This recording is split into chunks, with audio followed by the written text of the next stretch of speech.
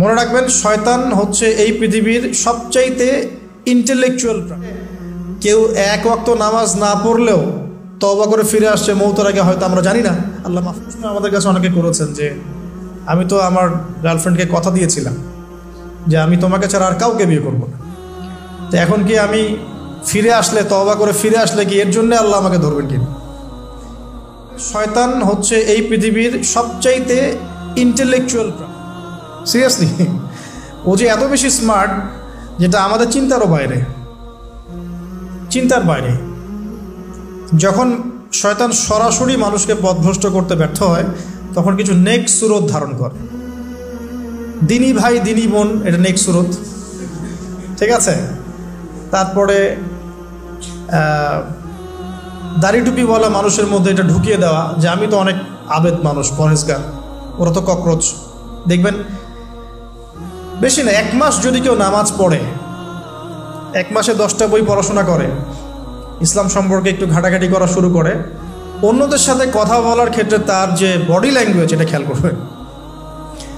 শয়তান কিন্তু অনেক স্মার্ট, এভাবে শয়তান অনেকভাবে মানুষকে প্রতারিত করতে পারে। সো শয়তানের নেক্সট শুরুতে ধোকায় পা দিবেন না। আল্লাহ পাক আমাদের সবাইকে হেফাজত করুন। আমি খুব ভালো একটা কাজ করছি মনে করেন, একটা বড় প্রজেক্ট করছি সারা বাংলাদেশ ব্যাপী, একটু মনের মধ্যে ঢুকিয়ে দিল যে মানুষ তো দেখুক, মানুষ ভালো বলুক, যথেষ্ট আমল ধ্বংস হওয়ার জন্য, এতটুকু যথেষ্ট আমল ধ্বংস হয়ে যাওয়ার জন্য। আল্লাহ মাফ করুক আমাদের।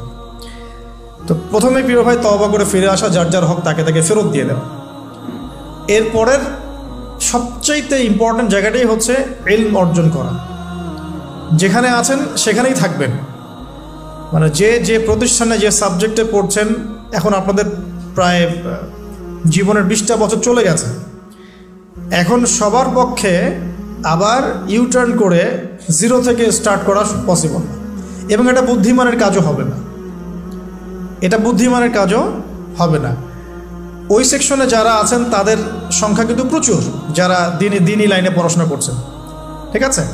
আল্লাহ চাইলে তাদের মধ্য থেকেই ইনশাআল্লাহ এমন অনেক বড় বড় মুফতি, মুহাদ্দিস, ইমাম তৈরি হবেন যারা ধর্মীয় অঙ্গনে নেতৃত্ব দিবেন।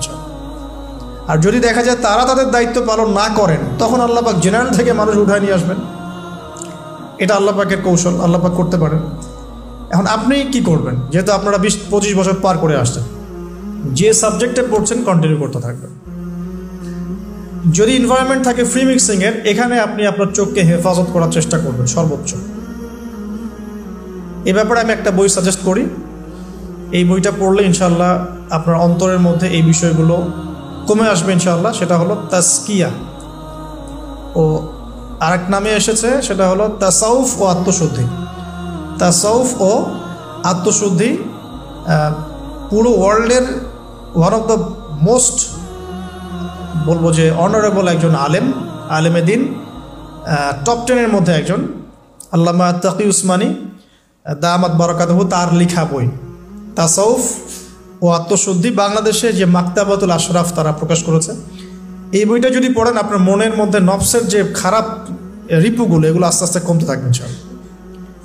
এবং এই বইটা আমি বলি যে বারবার পড়া উচিত, বারবার পড়া উচিত। হ্যাঁ, তো আল্লাহ তৌফিক দান করুন। এখন পুরোপুরি ট্র্যাক চেঞ্জ করতে যাবেন না, আপনি আপনার ট্র্যাকেই থাকবেন।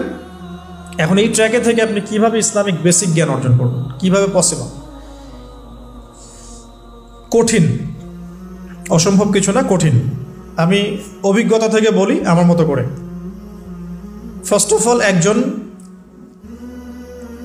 বিজ্ঞ কারি সাহেব, হাফেজে কোরআন বা কারি, প্রাথমিক স্টেজ বলছি, বিজ্ঞ একজন কারি সাহেব বা হাফেজে কোরআন, যার সাথে আপনার ভালো সম্পর্ক বা যাকে আপনি চিনেন, রিনাউন্ড বা যিনি খুব কোঅপারেটিভ, আপনাকে সময় দেন, টাইম দেন, এরকম কারো কাছে গিয়ে আপনি কোরআন তেলাওয়াত করা শিখবেন আগে। ফার্স্ট অফ অল এটা কাজ, কোরআন তেলাওয়াতটা আগে শিখবেন। আমি তো যে দুঃখ করে বলি, কষ্ট করে বলি যে আমাদের এই দিনী অঙ্গনে এমন অনেক মানুষ আছে যারা ইভেন কোরআন রিসাইট পর্যন্ত করতে না পেরেও অনেক বড় বড় জায়গায় অভিনয় করেন, দিনিয়াতের অভিনয় করে যান, নিজের সাথে অভিনয় করে যান।